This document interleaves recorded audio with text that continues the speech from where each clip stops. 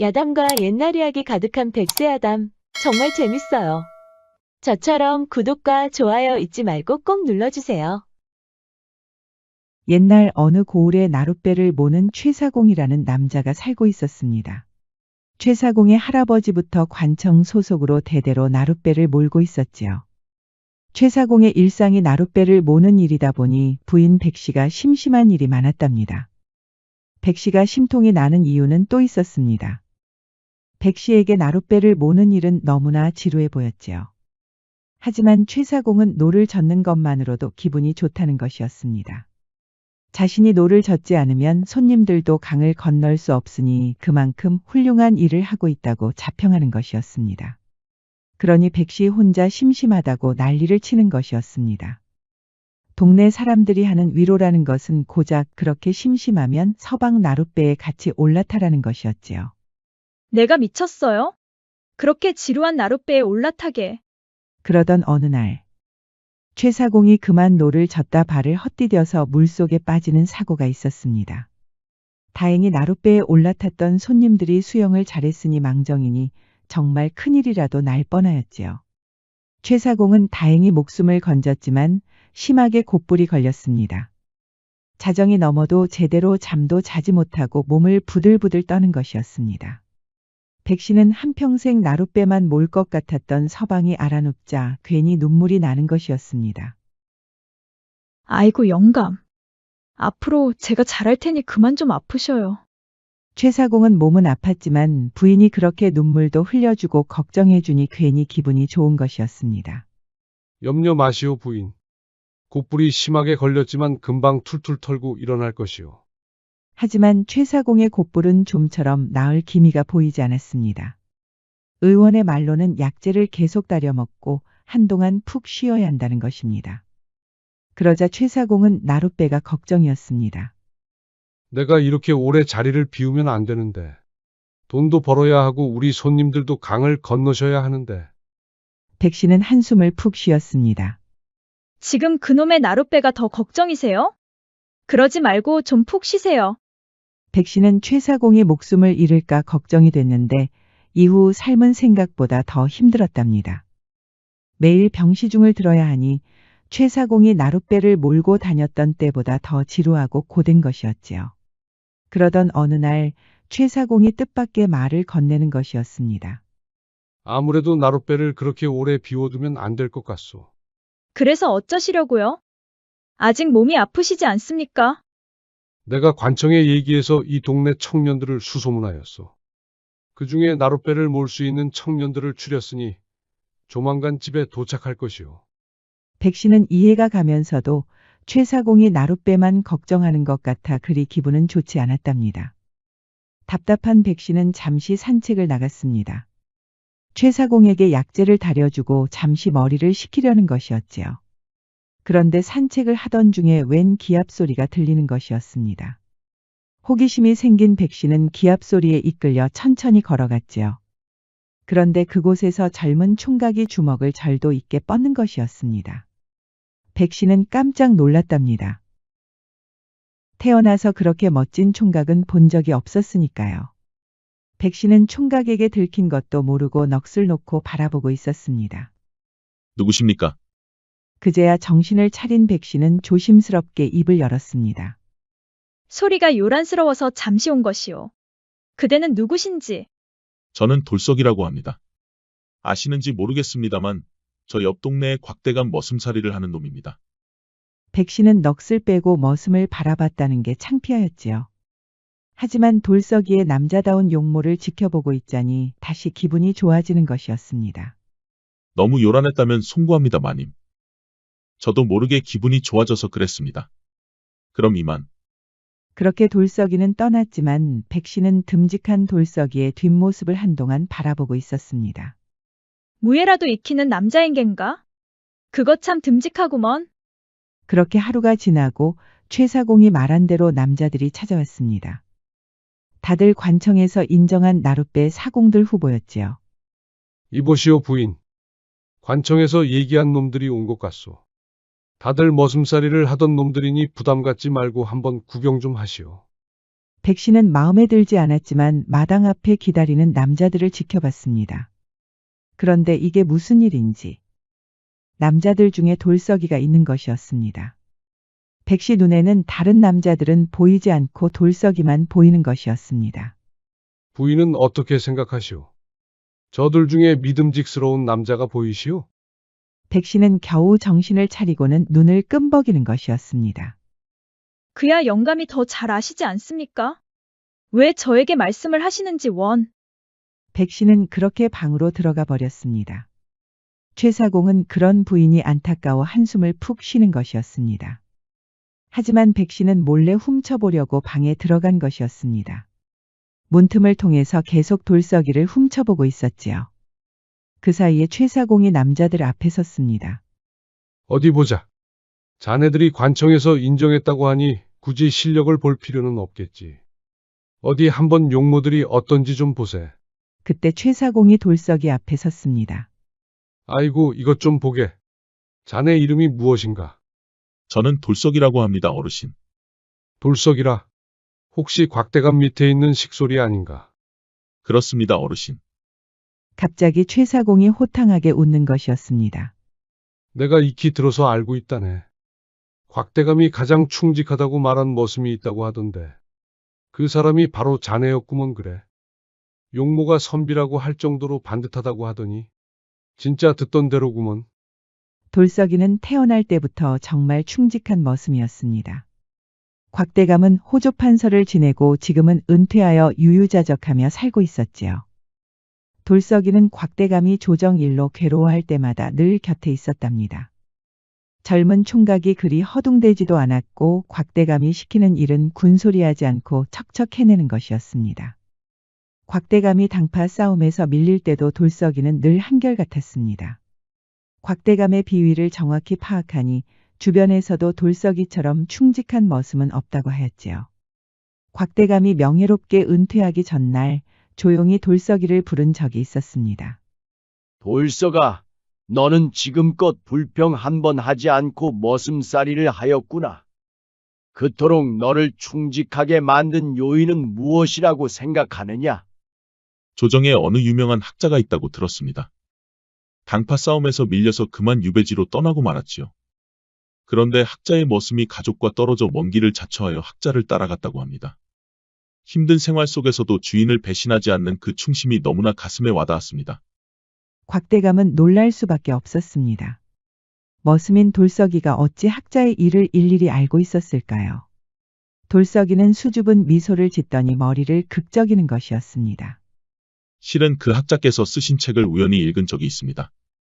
그렇게 유명한 학자께서 머슴과의 우정이라고 하여 책에 옮기셨습니다.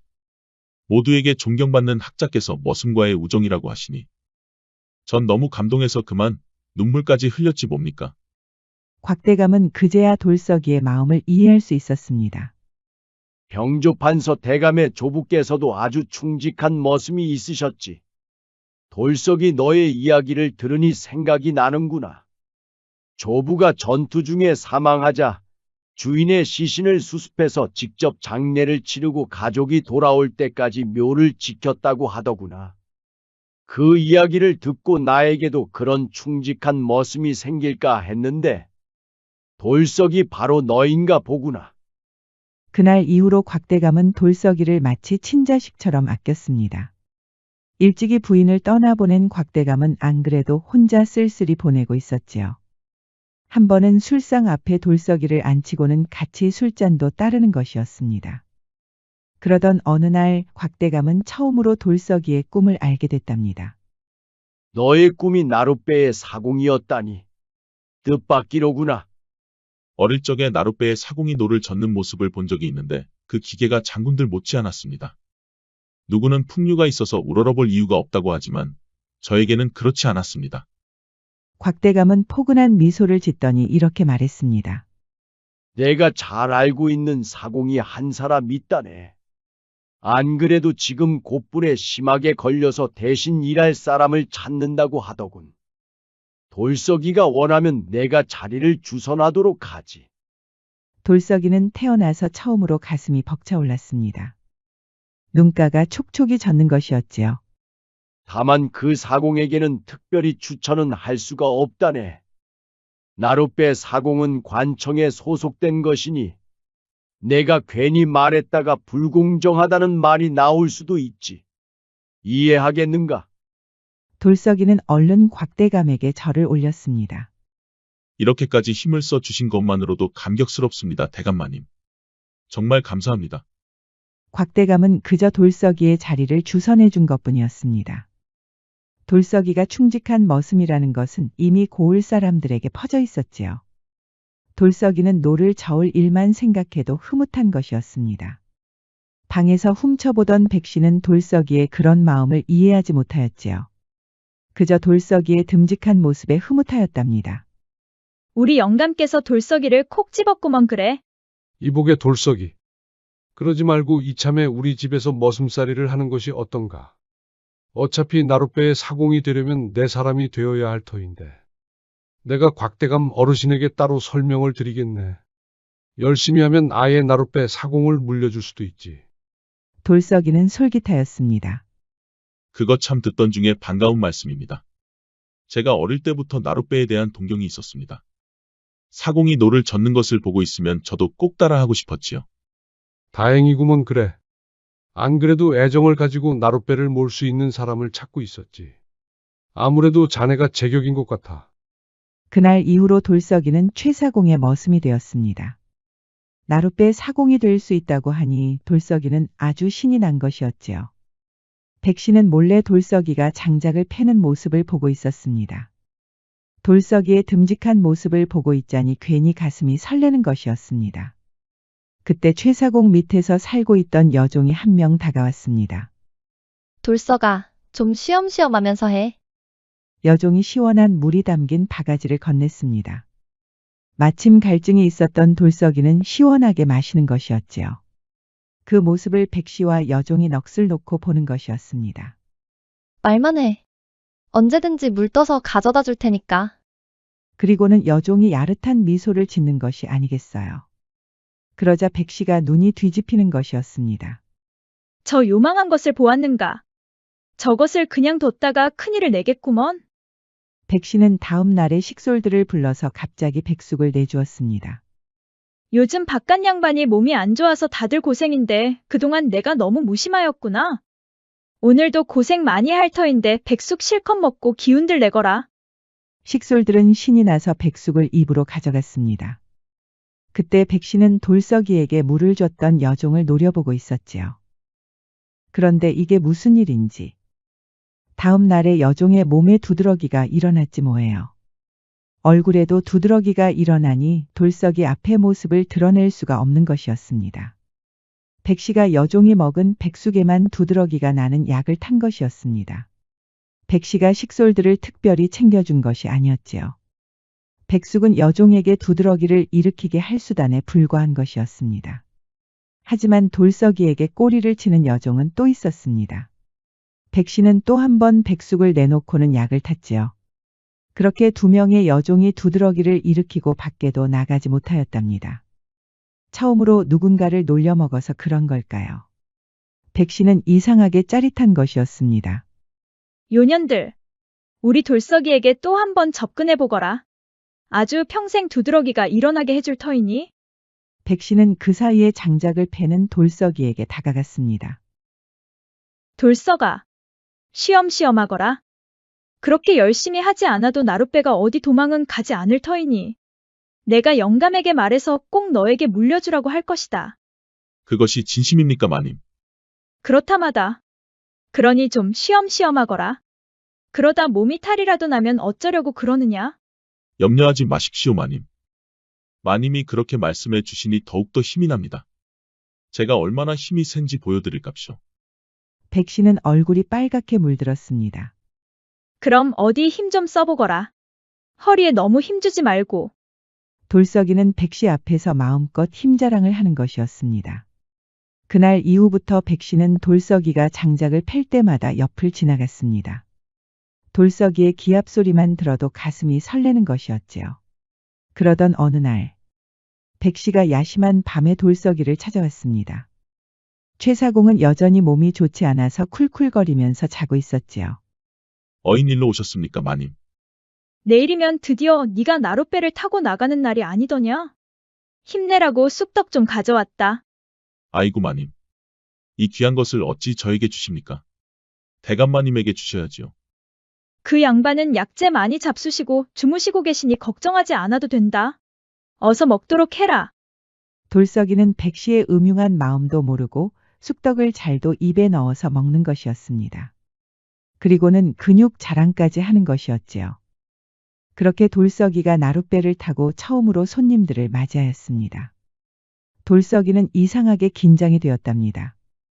나룻배를 타고 강을 건너는 일은 흔하지만 돌석이에게는 어릴 적부터 동경했기 때문에 각별한 것이었지요. 그런데 손님들 중에 눈에 띄는 여인이 보이는 것이었습니다. 돌석이는 넋을 놓고 여인을 바라보았지요. 마치 선녀가 내려온 것처럼 아리따운 것이었습니다. 세상에. 저렇게 어여쁜 여인이 살고 있었다니. 돌석이는 노를 저으면서도 여인한테서 시선을 떼지 못하고 있었습니다. 그러다 그만 적고 있던 노를 놓쳤지 뭐예요. 사공으로서는 어처구니 없는 실수였습니다. 아이고, 손님들. 정말 송구합니다. 소인이 오늘 처음으로 노를 잡아서 이런 실수를 하네요. 조금만 기다려 주십시오. 돌석이는 민망해서 얼굴이 다 새빨개졌습니다. 노가 강가 밑으로 가라앉아 버리니 어찌할 도리가 없었습니다. 돌석이가 망설이고 있는 그때 선녀처럼 아리따운 여인이 갑자기 뱃머리 앞으로 천천히 걸어가는 것이었습니다.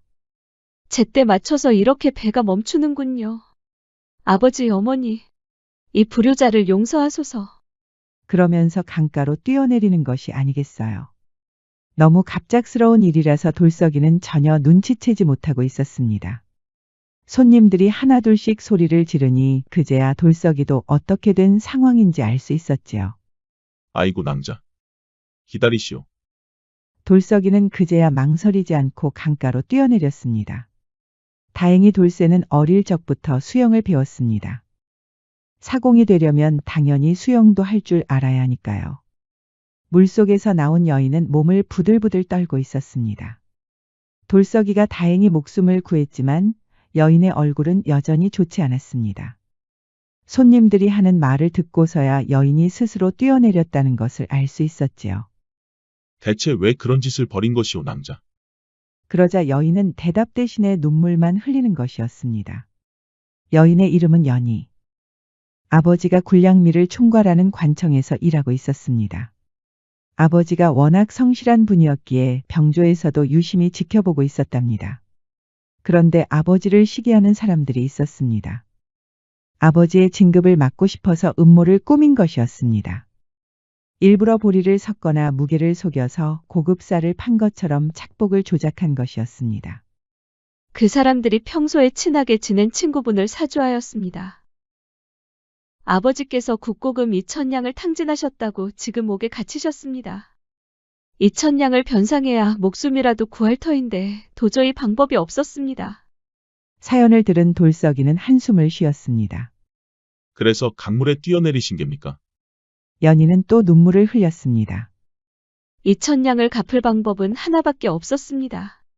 제가 기생이 되는 것이지요. 이 강을 건너서 몇 리만 가면 청루가 있습니다. 그곳에서는 기생의 값을 매겨서 가격표를 걸어둔다고 하더이다. 2,000냥의 가격표를 걸어두려고 했습니다. 세상에, 제가 그런 천박한 생각을 하다니 너무 비참했습니다. 그래서 저도 모르게 그만. 연희는 이제 말을 잇지 못하고 펑펑 눈물을 흘리는 것이었습니다. 돌석이도 연희의 슬픈 사연에 눈시울이 뜨거워졌습니다. 어느새 눈물이 뺨을 타고 흐르는 것이었지요. 그렇다고 몸을 던지면 안 되지요, 낭자. 그러더니 주머니를 뒤지는 것이었습니다. 마침 주머니 안에 1,000냥이 있었습니다. 백씨가 처음으로 나룻배를 탄다고 격려 차원으로 준 것이었지요. 아무리 격려라고 하지만 1,000냥은 너무 과분한 돈이었습니다. 돌석이는 이렇게 돈을 꺼낼 줄은 생각지도 못하였습니다. 이것이라도 가져가십시오, 낭자. 부족한 1,000냥은 제가 어떻게든 구해보겠습니다. 연희는 깜짝 놀랐습니다. 이것이 무엇입니까? 저는 이 돈을 받을 수가 없습니다. 그냥 드리는 것이 아닙니다. 나중에 꼭 갚으십시오. 이건 제가 모시는 마님께서 드린 것이니 무조건 갚아야 합니다. 제가 돌아올 때까지 거처 하나를 잡으시지요. 연희는 받은 돈을 다시 돌려주려고 하였습니다. 이러지 마십시오. 처음 보는 사람에게 어찌 이리 큰 돈을 주실 수 있습니까? 저는 어차피 기생이 되려고 마음을 먹었습니다. 그러니 그 돈은 다시 거두시지요. 돌석이는 잠시 고민하더니 이렇게 말하는 것이었습니다. 그럼 일단 청로로 가십시오. 그리고 말씀하신 것처럼 2,000냥 가격표를 걸어두십시오. 그 어떤 남자도 2,000냥이 걸린 기생을 만나려고 하지 않을 겁니다. 어떤 남자가 2,000냥이나 내고 기생과 하룻밤을 보내겠습니까? 제정신이 아니면 그럴 수가 없겠지요. 그동안 제가 2,000냥을 구해서 꼭 돌아오겠습니다. 그럴 수 없습니다. 그 돈을 어찌 받을 수 있단 말입니까? 어차피 기생이 돼서 2,000냥을 벌려는 것이 아닙니까? 그럼 제가 2,000냥을 가져오면 되는 거 아닙니까? 눈물을 흘리던 연희가 당황하였습니다. 그럼 저를 기생으로 받아들인다는 뜻입니까? 그렇습니다. 2,000냥을 그냥 드린다는 게 아니라 돌석이는 그 다음 말을 쉽게 꺼낼 수가 없었습니다. 얼굴은 홍당무처럼 빨개졌지요. 낭자와 하룻밤을 보내면 되는 거 아닙니까? 돌석이는 그렇게 말하고는 고개를 돌릴 수밖에 없었습니다. 연희는 그제야 돌석이가 좋은 남자라는 것을 알 수 있었지요. 연희는 결국 돌석이 뜻대로 하였습니다. 도련님 말씀대로 2,000냥 가격표를 걸어두겠습니다. 기다리고 있겠습니다, 도련님. 도련님이라니. 돌석이는 태어나서 처음으로 도련님 소리를 들었답니다. 괜스레 가슴이 벅차오르는 것이었지요. 기다리시오 낭자. 꼭 돌아오겠소. 돌석이는 냉큼 나룻배를 타고 돌아왔습니다. 그동안 나룻배를 몰 생각만 했었는데 이제 연희가 돌석이에게 간절한 사람이 되었답니다. 백씨는 그런 사정도 모르고 돌석이가 없어서 많이 심심하였지요. 돌석이 왔구나. 네가 없으니 하루하루가 얼마나 따분했는지 모른다. 드릴 말씀이 있습니다, 마님. 돌석이는 사실대로 고하였습니다.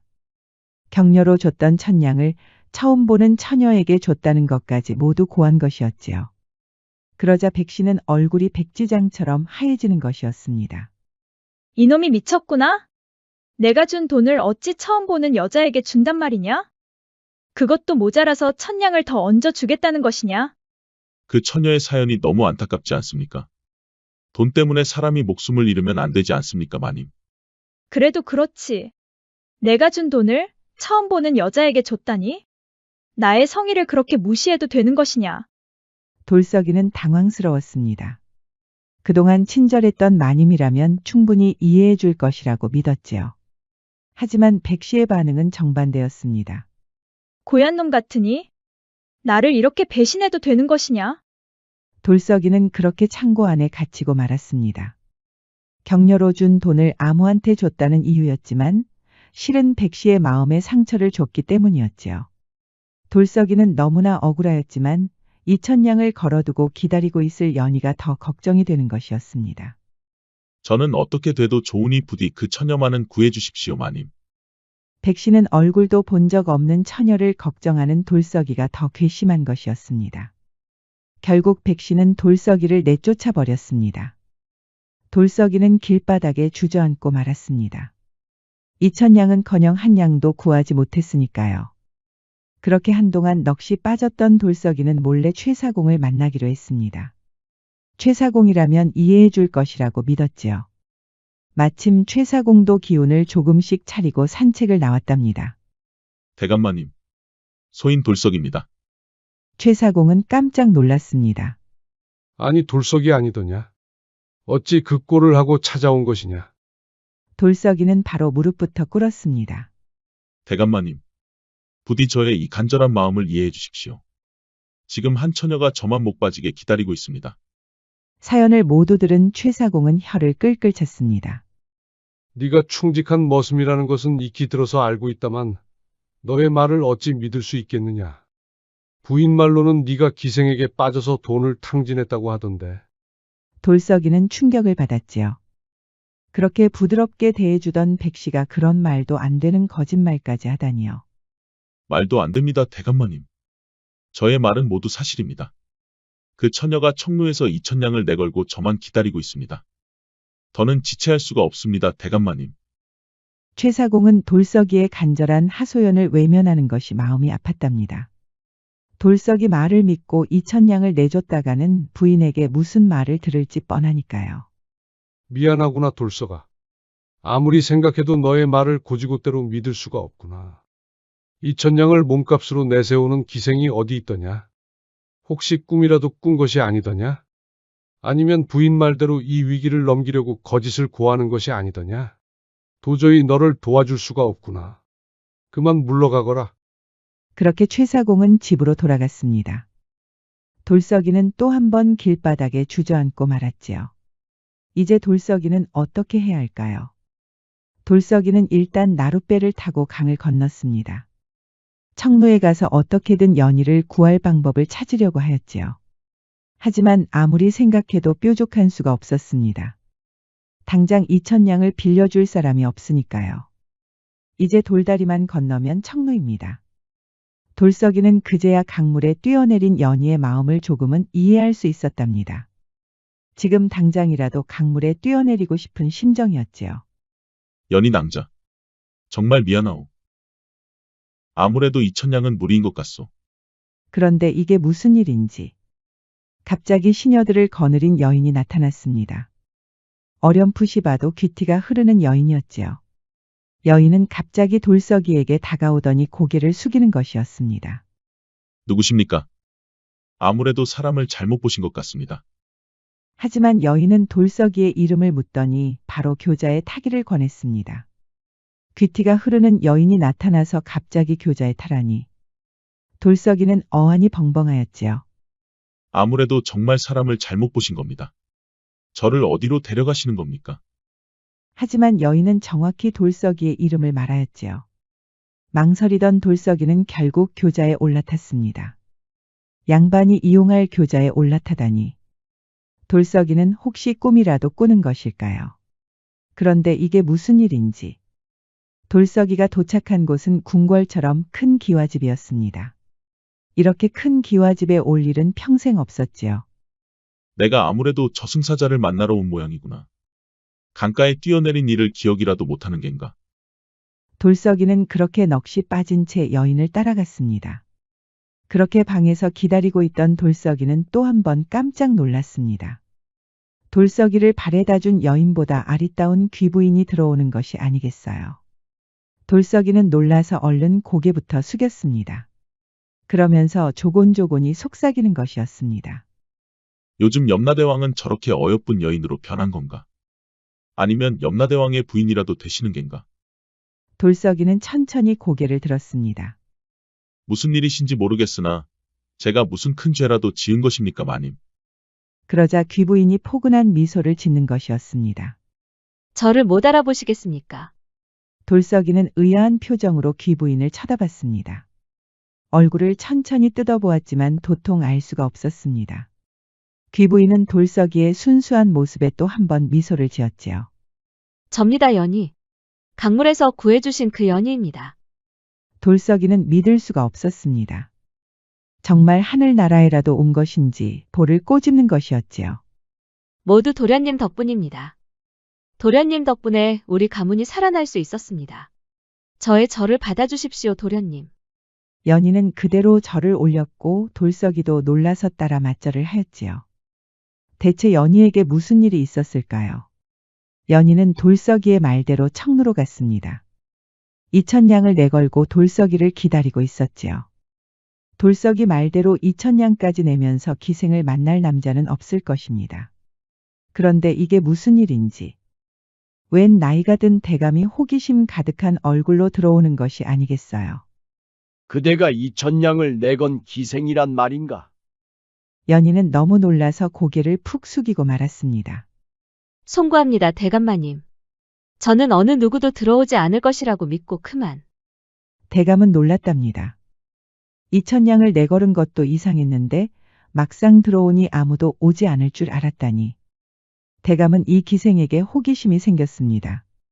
실은 이 근처에 볼 일이 있어서 왔다가 2,000냥을 내건 기생이 있다는 말을 듣고 왔다네.